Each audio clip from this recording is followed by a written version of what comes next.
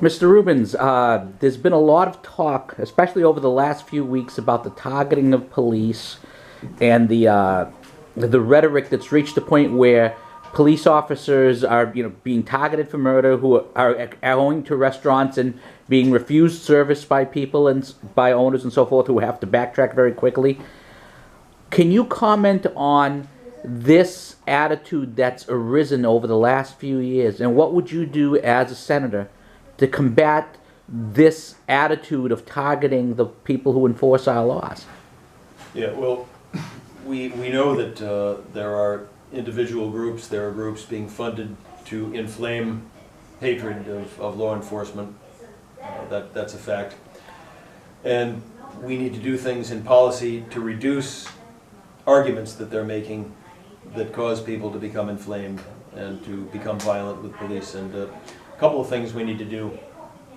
We need to end the failed drug war. The drug war exacts excessive punishment against people of color, people, minority populations.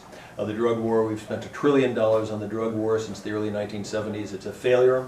Drugs are cheaper than they've ever been before. They're more accessible than before. You can get a fentanyl dose now in New Hampshire, I was told just yesterday at an event, for $2. Okay? The drug war has completely and totally failed. And again, the impact of sanctions, the prohibition, incarceration approach, falls very heavily per capita, much more so than on whites, on people of color. So if we changed the drug war and shifted to treatment on demand and took some of the funding and put it into treatment on demand, which costs money to address addiction, and dried up the demand side because the supply side interdictions have failed. We tried this during Prohibition. It didn't work. And I just point out that in Switzerland there's a rate of opioid overdose deaths 1/20th the rate we have in New Hampshire, and they use this approach. They use treatment on demand, and they've backed off on incarceration prohibition. The second thing we need to do is we need criminal justice reform.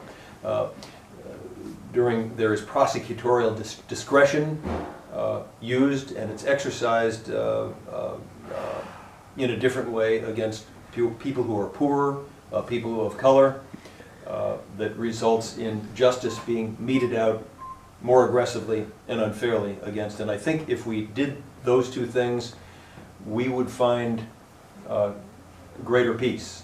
At the same time, we have to ask people to cease aggravating hatred of law enforcement. I think both of those things have to happen at the same time.